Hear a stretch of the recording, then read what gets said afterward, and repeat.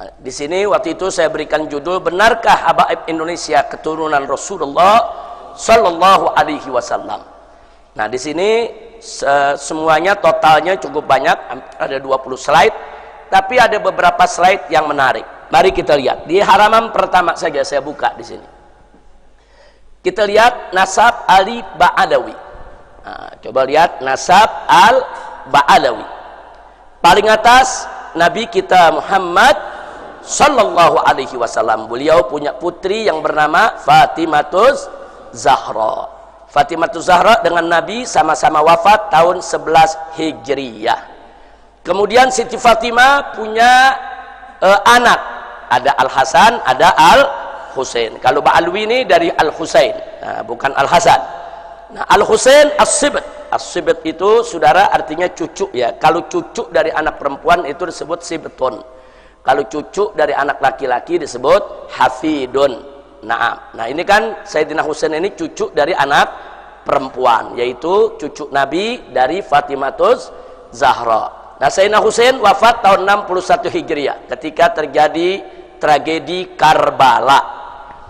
Nah, ternyata di padang Karbala ini ada beberapa anak Sayyidina Husain dan beberapa anak Sayyidina Hasan yang masih kecil selamat dari pembantaian. Jadi kalau ada yang bilang, oh mereka sudah mati semua, bohong. Nah, dulu ada yang nyerang begitu, turunan Nabi udah nggak ada, kata dia. Karena Nabi nggak punya anak laki, dibantah oleh para ulama. Nah, gagal, mereka tuduh begitu, mereka bilang, iya turunan Nabi memang ada, tapi kan udah mati semua di padang Karbala.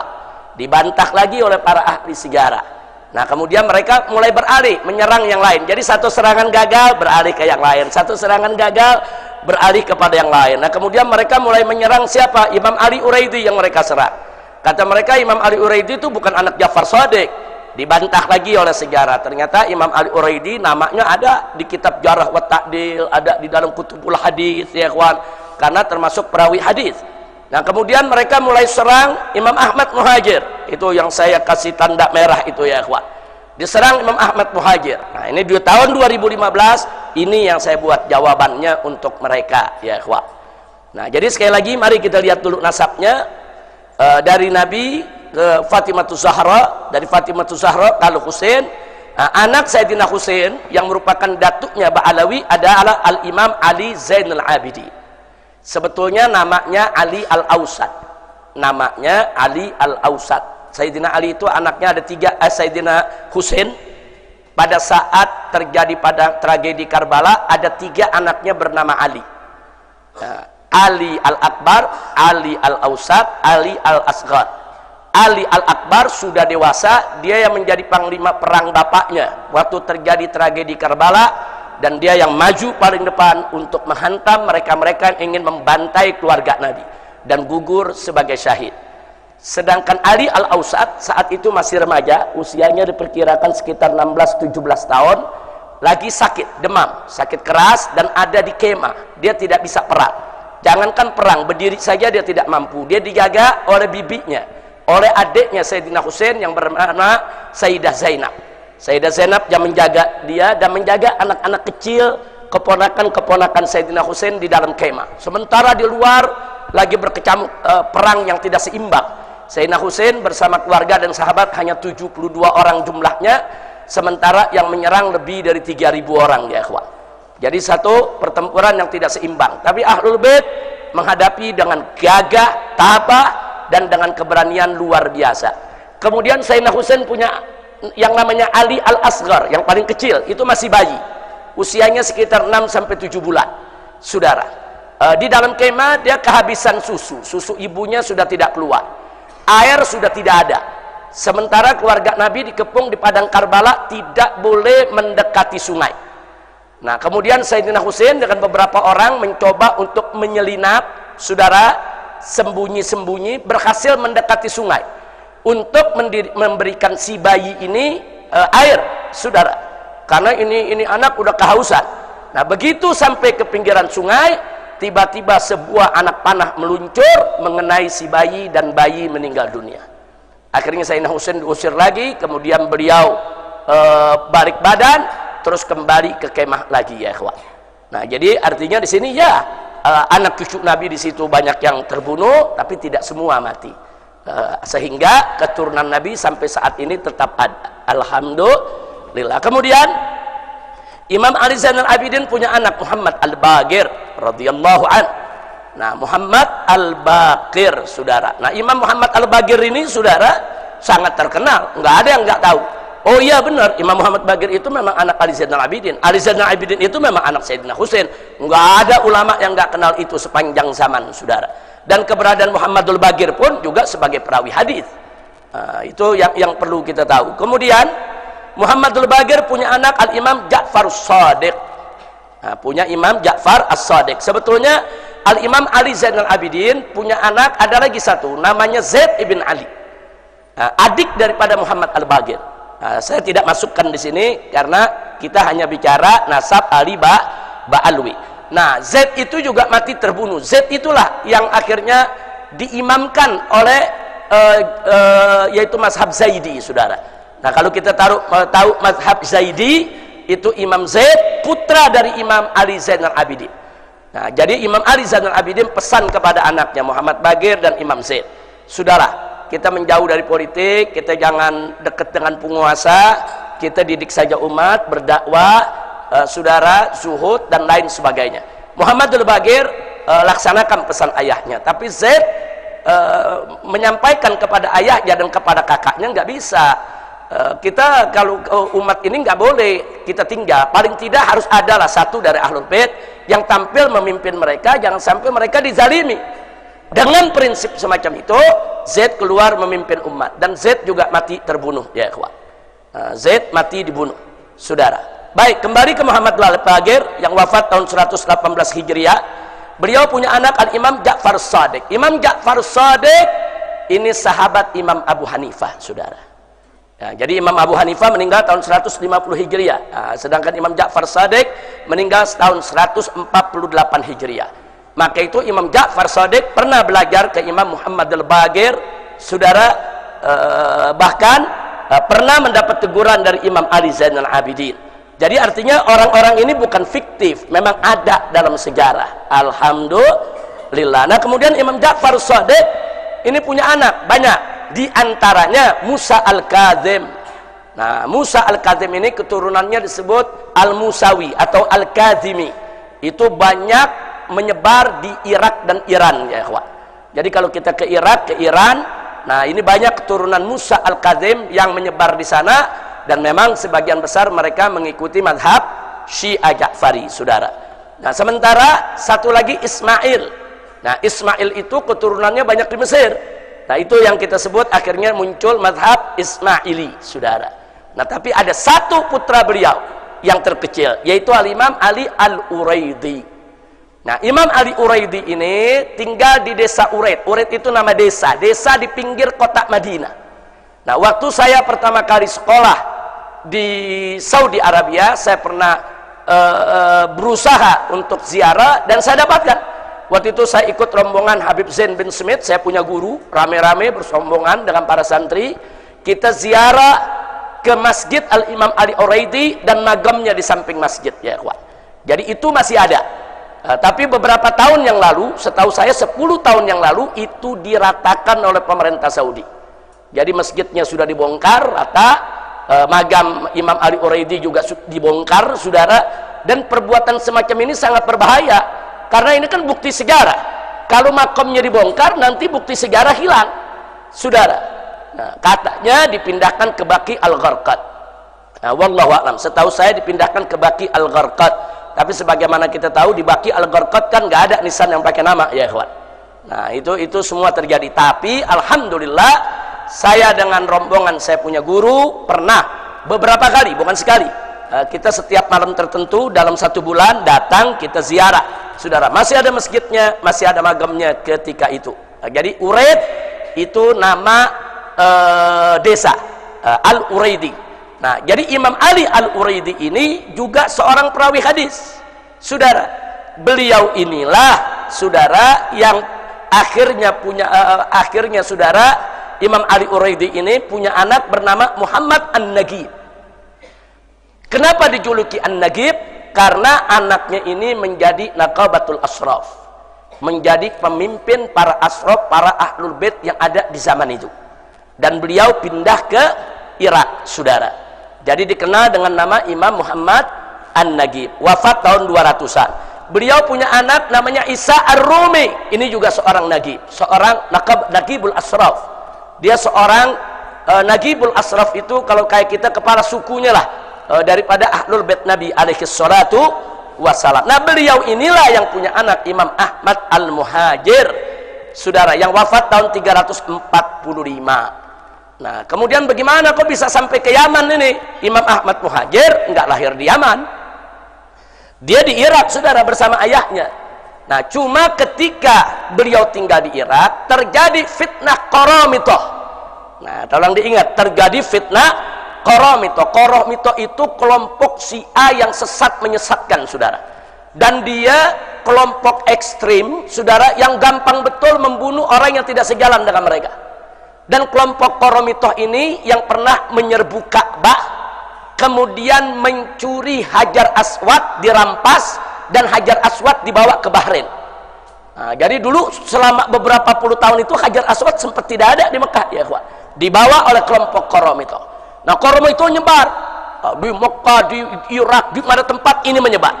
Nah, akhirnya Imam Ahmad Muhajir melihat fitnah Qaramithah itu begitu dahsyat, beliau ajak keluarganya semua dan para sahabatnya, saudara, kurang lebih ada 300-an orang. Itu rame-rame, saudara, dari Baghdad, mereka rame-rame ke Madinah, kemudian ke Mekah.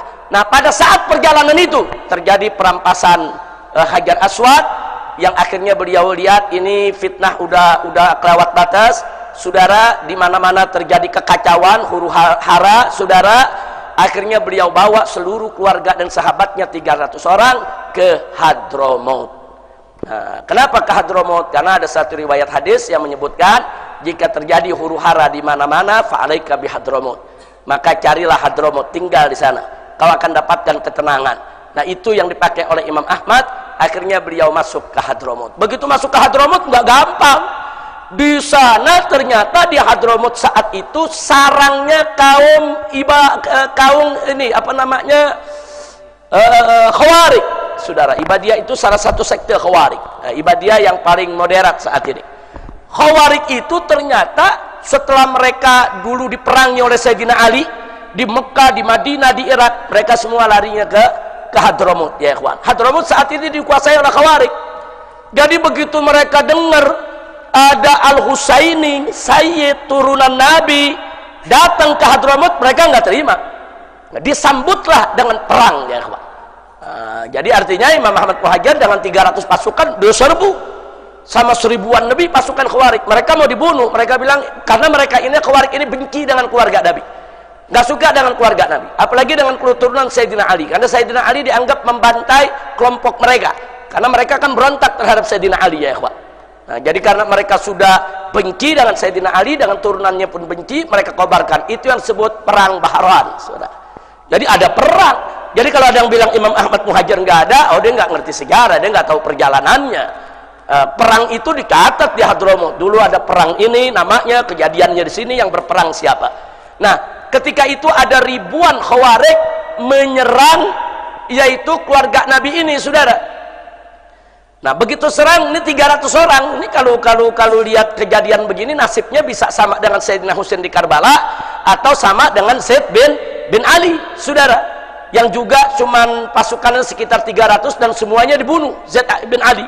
Nah, kali ini, saudara, ternyata di utara Yaman itu ada mazhab Zaidi. Nah, Syiah itu kan ada Ja'fari, ada Ismaili, ada Zaidi. Nah, Zaidi ini cinta kepada Ahlul Bait. Jadi begitu mereka dengar ada keluarga Ahlul Bait datang dari Irak ke Hadramaut mau diserang oleh orang-orang Khawarij, mereka dari utara turun membantu keluarga Nabi dan terjadi peperangan yang kita sebutkan barusan, dan akhirnya mereka menang. Begitu mereka menang, Khawarij terusir dari Hadramaut. Mereka lari. Kemana mereka lari? Ke Oman. Saat ini jadi negara Oman, ya ikhwan.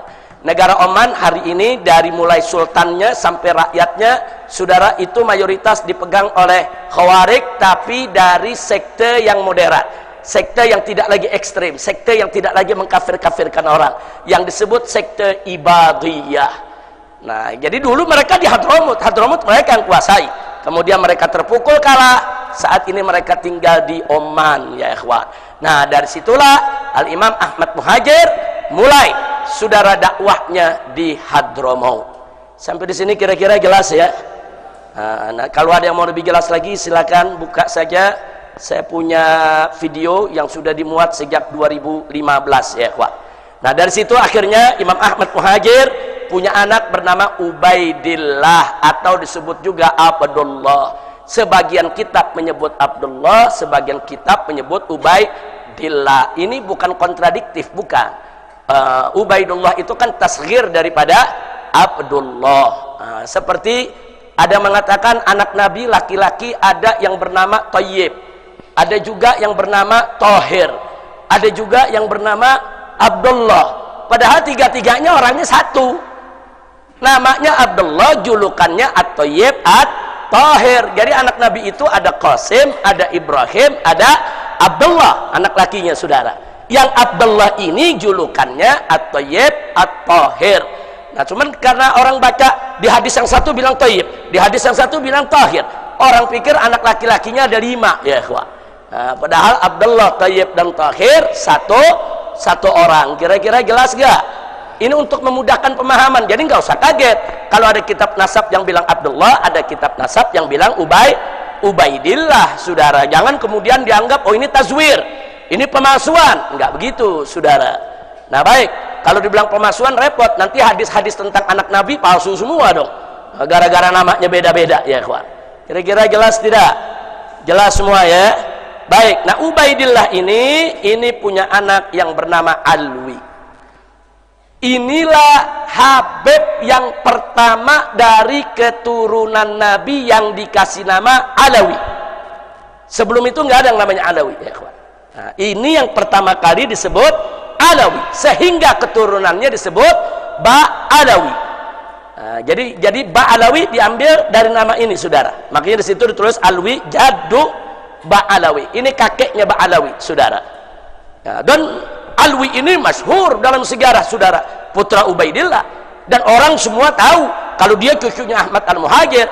Sampai-sampai Imam Sakhawi menyebut namanya, Imam Ibn Hajar Al-Haythami juga menyebut namanya saudara. Imam-imam besar menyebut namanya dalam kitab-kitab mereka. Artinya apa? Ubaidillah dan Alwi juga bukan cerita fiktif. Sampai di sini jelas? Baik, kita lanjutkan secara singkat. Dari Alwi lahir anaknya namanya Muhammad, Muhammad lahir lagi namanya Alwi. Nah, dikasih nama kakeknya Alwi. Jadi ada 2 tuh yang namanya Alwi saudara. Nah, kemudian yang berikutnya saudara ada lagi Ali Khalid Ghassam. Nah, Ali Khalid Ghassam ini saudara tinggal di Yaman. Beliau punya anak ini yang makamnya sampai hari ini ada di Muhammad Sahib Mirbad dekat Sulalah. Dia masuk ke Oman ya, dia masuk ke negeri Oman di perbatasan. Jadi yang namanya Muhammad Sahib Mirbad makamnya sampai hari ini masih ada. Makanya banyak santri-santri Al-Ahqaf kalau dulu mau ke Ahqaf, mau ke Hadramut lewat Sulala, itu biasanya mereka mampir dulu kemari. Karena di daerah Sulala itu di situ ada magam Nabi Ayub ya, ada magam Nabi Ayub, Nabi Imran. Kemudian juga ada magam Muhammad Sahib Mirbad. Nah, ini sudah ada di Oman ini magamnya ya ikhwan. Nah, dari situ saudara ada 2 anak. Imam Muhammad Sahib Mirbad ada 2 anak yang sangat populer. Yang pertama adalah bernama Ali, yang kedua bernama Alwi saudara. Nah, Ali disebut Walidul Faqih. Kenapa beliau disebut Walidul Faqih? Karena beliau ayah kandung Al-Imam Muhammad Al-Faqih Al-Muqaddam. Jadi kalau disebut Al-Faqih Al-Muqaddam saudara, nah namanya Muhammad, ayahnya adalah Ali. Makanya Ali disebut Walidul Faqih, ayahnya Faqih Muqaddam. Sehingga yang bernama Alwi, saudaranya Ali, disebut Ammul Faqih. Jadi yang satu disebut Walidul Faqih, yang disebut Ammul Faqih. Kenapa? Karena memang Faqih Muqaddam ini tokoh sentral habaib saudara yang sangat terkenal. Nah, kemudian mari kita lihat Dari Al-Faqih Muqaddam itu melahirkan tidak kurang dari 75 leluhur Ba'alwi. Hampir semua ada di Indonesia. Ini marganya. 75 leluhur ini 75 marga ya ikhwan. Sementara dari Ammul Faqih itu melahirkan tidak kurang dari 15 leluhur Ba'alwi. Yang salah satunya adalah Azmat Khan. Nah, Azmat Khan inilah yang akhirnya melahirkan para wali songo. Ini saya sudah jelaskan dari tahun 2015 ini ya ikhwan. Nah, makanya kalau Anda baca buku saya yang berjudul FPI Dialog Amar Ma'ruf Nahi Munkar, saya cantumkan di sana nasab wali songo secara lengkap sampai kepada Pangeran Yusuf atau yang tadi disebut Maulana Yusuf oleh Kiai Qurtubi, saudara. Sampai di situ itu nasab tercatat, saudara. Nah, jadi supaya kita tahu inilah uraian nasab para habaib Ba'alwi dan uraian nasab wali songo. Ternyata wali songo dan para Ba'alwi ini mereka bersaudaranya di mana? Mereka bersaudaranya satu datuk di Imam Muhammad Shahib Mirba. Nah, saudara. Nah, baik. Nah, pertanyaannya sekarang, kenapa kok yang wali songo datuknya nisbahnya ke Azmat Khan? Azmat Khan itu terkenal di India, saudara. Nah, bukan di Yaman. Di Yaman waktu itu belum lahir tuh Azmat Khan, saudara. Nah, jadi ceritanya datuknya Azmat Khan ini dari Yaman, mereka menjadi pedagang, saudara, di mana mereka melakukan perjalanan tijarah dari mulai Jazirah Arabia lewat Irak, saudara, lewat Iran, Afghanistan, sampai mereka tiba di India. Dan mereka di India, saudara, menyebarkan Islam yang dikenal dengan nama Sultan Abdul Malik, saudara. Sultan Abdul Malik ini datuknya wali songo. Dia sebarkan Islam di India, kemudian dia punya anak, punya keturunan, saudara. Nah, kemudian orang-orang menjuluki mereka ini Azmat Khan. Kita kalau dengar Khan itu biasanya dari mana? India. Ada Salman Khan, Shahrukh Khan. Nah, kan dari mana? India. Nah, kok ada wali songo bisa dari India? Bukan dari India asalnya. Asalnya dari Hadramut. Datuknya hijrah ke India. Di India mereka menyebarkan Islam. Makanya keluarga mereka disebut Azmat Khan. Azmat dari kata azim, keluarga yang besar, keluarga yang agung, keluarga yang suci, saudara. Jadi orang-orang India memuliakan mereka. Nah, dulu kan India Pakistan masih satu ya, kawan. Nah, dulu India Pakistan masih jadi satu. Bahkan dulu Kesultanan Islam akhirnya berkuasa di India seluruhnya ya, kawan. Nah, namun pada akhirnya India terbelah dua, yang Islam mendirikan negara Pakistan, yang Hindu tetap bertahan dengan negara India. Saya tidak cerita soal perpecahan itu, tapi Azmat Khan ini adalah keluarga Ba'alwi yang populer di India dan turun menurun. Dan nagomnya masih ada sampai sekarang ya, kawan. Nah, kira-kira jelas tidak? Nah, dari India anak keturunan mereka menyebar.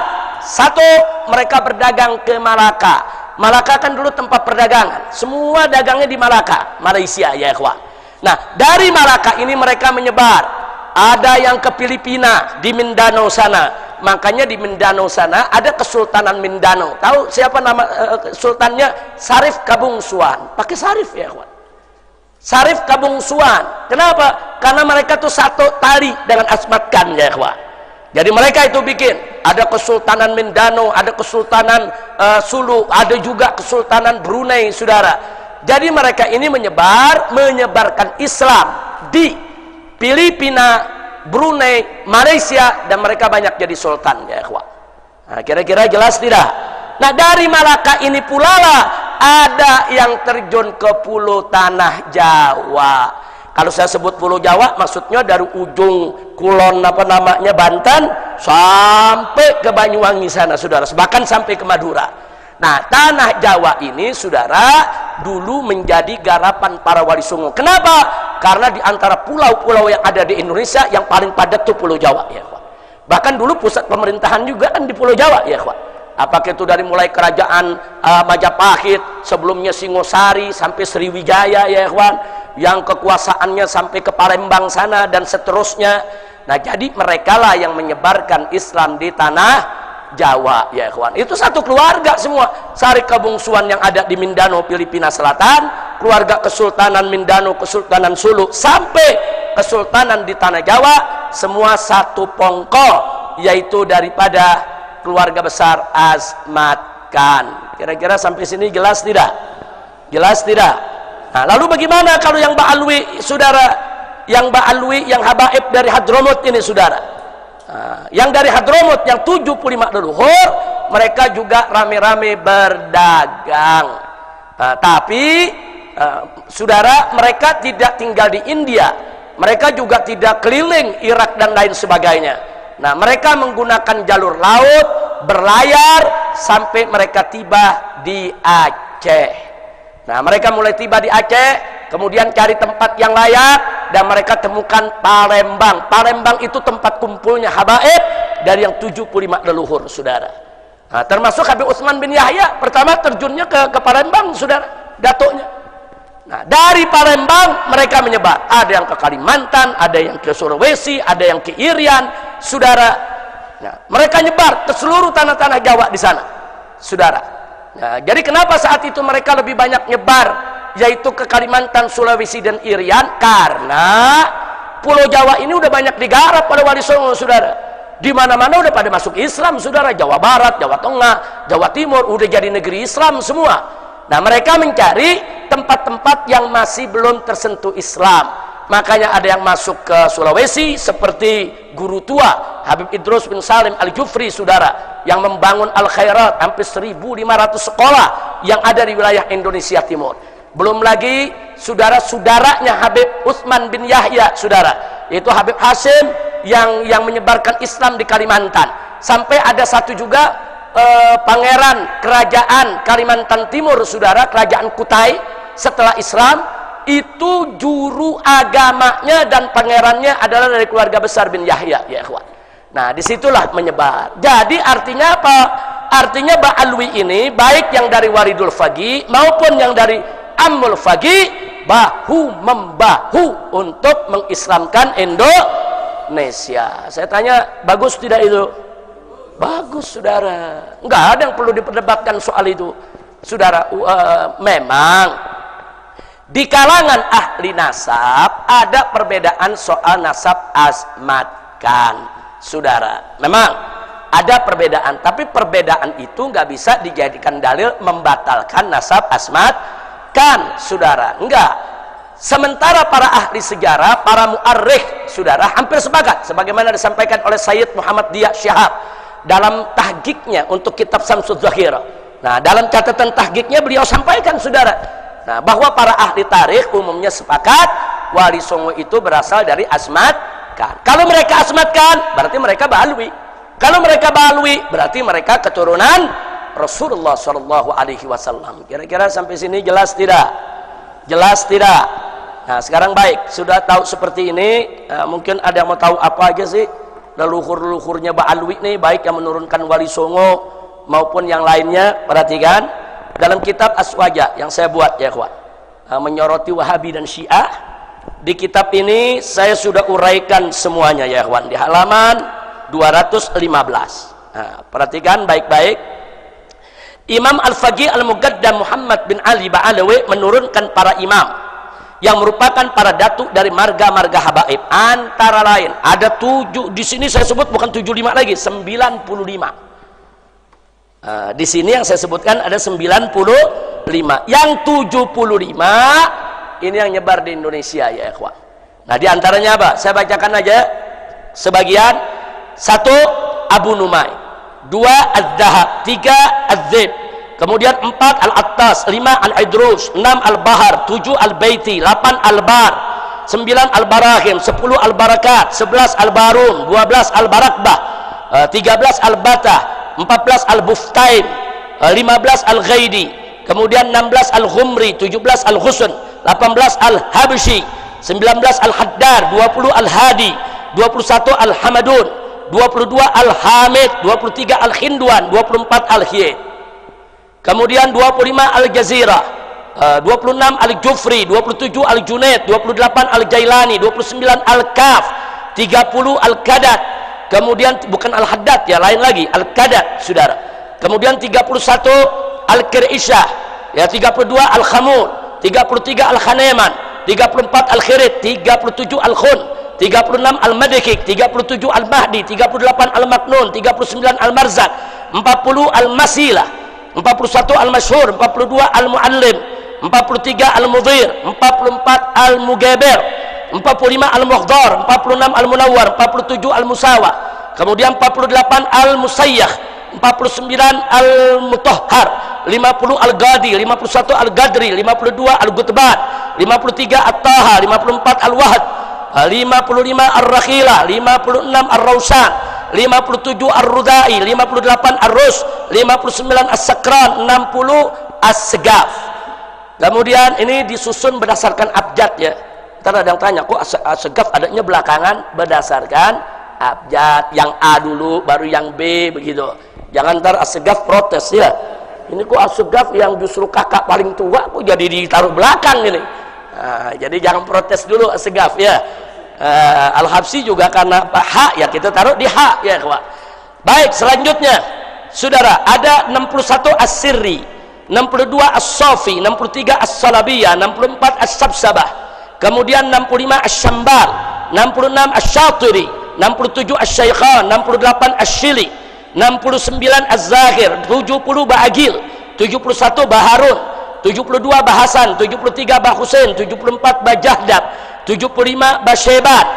Nah, ini Basyeban ini Jawa Timur banyak saudara, kiai-kiai yang dia punya nasabnya Basyeban. Nah, tentunya saudara ini nasab-nasab yang saya sebutkan ini saudara sesuai dengan data-data yang ada dari kitab nasab. Kemudian yang berikutnya lagi 76 Basmele, 77 Ba'umar, 78 Balghis, 79 Bilfagi, 80 bin Hamid. Al-Hamid dengan bin Hamid beda itu. Ada bin Hamid. Kemudian 81 ada bin Harun, 82 bin Hashim, 83 bin Ibrahim, 84 bin Ismail, 85 bin Jindan, 86 bin Sahil, 87 bin Sumaitan, 88 bin Syaikhan, 89 bin Syihab. Bin Syihab belakangan lagi. Yang ke-89 ya kawan. Karena S kan belakangan. Nah, kemudian 90 bin Yahya. Nah, bergandengan lah tuh bin Syihab dan bin Yahya ya. Abah Umi itu Muhammad ya. Baik, berikutnya 91 Fad'at, 92 Jamalul Lail, 93 Maulad Dawilah. Maulad Dawilah paling tua ini. Nah, namanya di nomor 93, 94 Maula Khailah, saudara, dan 95 Syekh Abu Bakar bin Salim. Jadi kita bisa lihat itu yang keturunan daripada Walidul Faqih. Ada 95, kurang lebih ada 75 yang mereka ada di Indonesia. Bahkan perlu dicatat ya kawan, ada beberapa marga habaib di Yaman udah nggak ada lagi. Jadi kalau ke Yaman nggak ada ini marga. Kenapa? Karena datuknya semua dulu udah hijrah ke Indonesia. Di antaranya Barakbah di Yaman udah nggak ada. Bafaraj di Yaman udah nggak ada ya kawan. Jangan-jangan ntar orang Yaman bingung, ini marga dari mana nih? Karena mereka udah hijrah ke Indonesia, berkembang biak di Indonesia. Kira-kira jelas ya. Nah sekarang yang berikutnya saudara, itu tadi dari Walidul Faqih yang nomor 1. Sekarang dari Ammul Faqih yang nomor 2 saudara. Nah dari Ammul Faqih setidaknya saudara yang tercatat ada 20 leluhur. Yang tercatat di situ yang kita tulis ada 15. Ini 15 yang banyak di Indonesia bersebar ya kawan. Nah totalnya mereka kurang lebih ada 20-an, kurang lebih. Nomor 1 Aidid. Aididnya pakai D ya, bukan pakai T. Aidid pakai T. Ada Aidid pakai dal. Beda tuh. Tahu bedanya gak? Aidid pakai T PKI. Ya, Aidid pakai dal habaib. Jangan ketuker ya. Jangan ketukar, ntar jangan dibilang habaib Aidid, wah tuh turunan Aidid semua tuh. Nah, kira-kira jelas ya. Yang kedua ada Al-Adilala. Nah, ini menarik, ada Adilala. Ini gaya-gaya India nih. Saudara, Al-Adilala. Keturunan memang banyak di India ya, ikhwan. Kemudian yang ketiga Al-Auhaj. Yang keempat Al-A'yun. Yang kelima Al-Babtin. Yang keenam Al-Baiti. Al-Baiti ada yang Walidul Faqih, ada yang Ammul Faqih. Yang ketujuh Al-Bid. Yang kedelapan Al-Haddad. Nah, Al-Haddad di sini nih, saudara. Nah, Al-Haddad. Yang ke-9 At-Ta'wil, yang ke-10 Azmat Khan. Ternyata Azmat Khan sama Al-Haddad satu datuk gak tuh? Satu, sama-sama dari Ammul Faqih. Al-Haddad nggak masuk dalam kelompok yang tadi, masuknya Ammul Faqih. Kemudian yang berikutnya lagi saudara, yang ke-11 Ba'bud, yang 12 Bafaraj, yang ketiga Bafaqih, yang ke-13 Bahasan, yang ke-15 Bahasin, yang ke-16 Basurrah, yang ke-16 Basukuta, yang 18 bin Hashim, yang ke-19 bin Sumaid. Habib Bahar bin Sumaid ya ikhwan. Semua orang Indonesia bilangnya bin Sumit ya ikhwan. Sebetulnya bin Sumaid. Orang kalau dengar bin Sumit dianggap jangan-jangan dari Eropa nih. Iya dari Inggris nih. Dipikir bangsa Smith ini ya ikhwan. Udah gitu rambut pirang lagi. Oh, jangan-jangan ini dari Eropa nih. Enggak, bin Smith itu satu pongkol tuh. Bin Smith, Al-Haddad, Basurrah sama Azmat Khan, satu pongkol. Dan yang ke-20 bin Thohir.